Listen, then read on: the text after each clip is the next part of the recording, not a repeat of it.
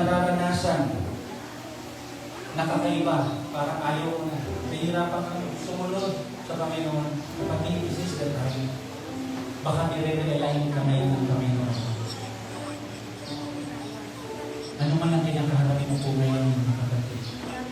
There is belief that God is able. Ang hamon po sa atin ng Panginoon ngayon sa umaga nito, tayo po ay manatili na rooted in Christ. Manatili maging faithful sa misyon na binigay ng Panginoon. Manatili at maging intentional sa discipleship. At lahat ng ito, gagawin ng ating iglesia na ito ay mag-flourish hanggang sa susunod na generation. Tayo lahat ay maraming. Panginoon, maraming salamat po. Tunay nga po, Diyos, na napakabuti mo sa amin. God, patawarin mo po kami sa aming mga kasalanan. Napakaraming pagkakataon, Lord, na dinilay kami. Maraming pagkakataon, O Diyos, kami po, Panginoon, ay sumusuway. Maraming pagkakataon kami, Lord, akala namin lumalakad pa kami kasama kami. Pero hindi na wala. Ama, patawarin mo kami dahil minsan ay kukumpara namin ang aming sarili sa iba. Patawarin mo kami, Panginoon, dahil minsan, Lord, sa hirap ng buhay, mas inuunan namin ang iba bago ito. Kaya sa oras po ito, pinaalalahanan mo po kami na kami po, Diyos, ay magpatuloy sa iyo. Walking continually in Christ, growing deeply rooted in Christ, and living confidently in the fullness of Christ. Lord, I pray for more of your blessing upon this church in the name of Jesus. I pray, Lord, for more of you na patuloy na mararanasan ng bawat isa. Simula po sa head pastor, Panginoon, Pastor Jess, sa mga leaders ng iglesia, sa mga members, sa mga bata, sa lahat, Panginoon, na naririto ngayon. Lord, I pray na patuloy ka nilang may encounter araw-araw. At nawa, Panginoon, piliin po nila na magpatuloy na lumakad na may pananampalataya sa iyo. Salamat, Lord. Hangat po namin, Panginoon, anuman po ang mga suliranin ng iglesia nito. Sa aming mag-celebrate ang 51 taon, Panginoon, ng iyong faithfulness. God, magiging dahilan ang mga pagsubok ngayon para sabihin namin na kaya namin dahil sa iyo. Makakayanan namin dahil ikaw ay nasa sa iglesia nito at ikaw ay nasa sa amin, Panginoon. Sabi mo sa iyong mga salita,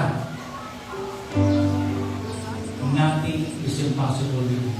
Kung kami may pananampalataya, pwede namin hingin anuman ang aming hilingin sa iyong kalooban at ito ay iyong ipagkakalaw. Kaya hinihiling po namin, O Diyos, let your will be done sa church na ito. At umasa kami ng iglesia nito, Diyos, hanggang sa mga susunod na generation ay mapagpaparagin natin. Tanggalin mo ang mga bagay na nagiging dahilan para po sila, O Diyos, ay hindi ko makalakad ng diretsyon. Tanggalin ko po, Panginoon, mga pusong mangon, Lord, yung mga madaling masaktan, Panginoon. Yes, masakit, Lord, hindi namin pwede i-deny. Pero, Lord, yung nagnanais, Panginoon, ang ituwid mo. Yes, masakit, pero magpapatuloy at hindi susuko. Yun ang quality na ninanais mo. Ang hinahanap mo, Diyos, yung available people na willing na maglingkod, Lord. Hindi yung kagalingan lamang, Panginoon, because you are looking into our heart.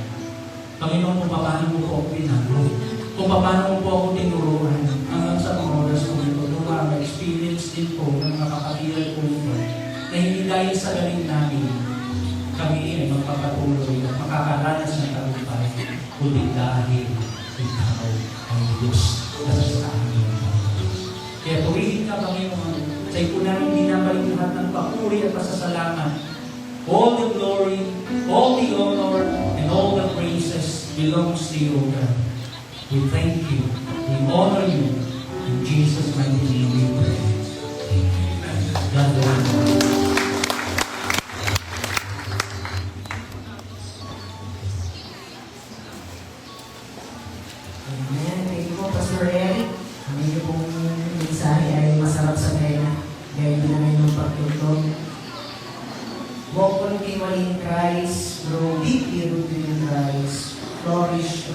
fullness of Christ. Kung gagawin nga po natin ito, ang ating pong iglesia ay aabot ng 100 years to 100 years hanggang sa pagbalik ko po ng ating Panginoon tayo magpapatuloy sa paglakad kasama siya.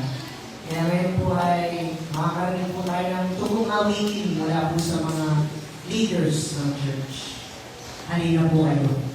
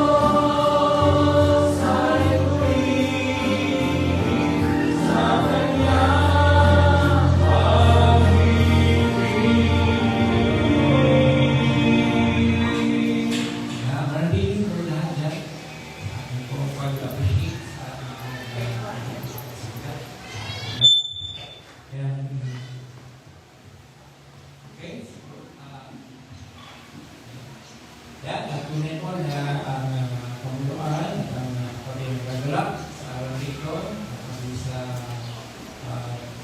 mapahayag ng pagsalita ng Panginoon at karanasan sa ating Panginoon ng mga tunay na mararanasan ang kapangyarihan ng Diyos kung tayo ay sumusunod sa atin. Salamat, Pastor Eric, for that passionate message. Okay? At this time, last time ito ang si Pastor Eric sa unahan para aming ipahayag ang ating appreciation sa iyo at kasama ng pamunuan ng church. Yan. Gusto na niya ng susunod sa iyo. Okay. Si Alice Torres. Yan. Okay, nais ko po sa akin, prepare po lang namin second certificate of appreciation para kay Pastor. Beloved of our gracious God Community Incorporated, Certificate of Appreciation is hereby given to Pastor Eric D. Gumaran for his ministry of sharing the message from Scripture and his life experiences with God during the 51st founding anniversary of beloved GGC, which was celebrated on May 31, 2026 with the theme Rooted and Flourishing in Christ, based on Colossians chapter 2, 6-10. Thank you, and may our gracious God continue to bless your service in His kingdom. Signed, yours truly, as a pastor, and Elder Alduco Obilian, as chairman of the church council. Pastor, thank you very much. Meron din bigyan ang pressure sa iyo. Okay, keep safe. And Pastor, para namin yung pagkakas sa iyo, meron kaming different issue para sa iyo. Pati po pagkakas ko nila sa mga ng panalangin. Piling ko namin yung chairman namin para ipanalangin si Pastor Ed. Ako po muna. Tayo po natin ito ngayon. Pukunin po natin sa ating kamay ko, Pastor Ed, to bless him, his life, his family, and his ministry. Okay, tayo ba'y manalangin? Panginoon na dakila, tapat, at hindi nagbabago. Panginoon, noon, ngayon, at magpakailanman.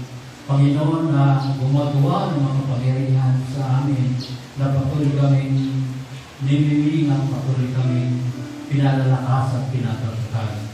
Panginoon, salamat na maraming sa buhay ni Pastor Eric na siya nagpagsalita ko namin ngayon. Siya kasama ang kanyang buong pamilya ay nagpupuri kami sa iyo o tinatakilan ka ng aming Ama sa kanilang mga buhay, sa pagbabahagi at sa paglilingkod sa iyo, sa pagbabahagi na iyo salita dito sa kabilang Panginoon. We praise and we thank you. We praise and we thank you, Father God, in the name of Jesus, your Son. Amen and amen.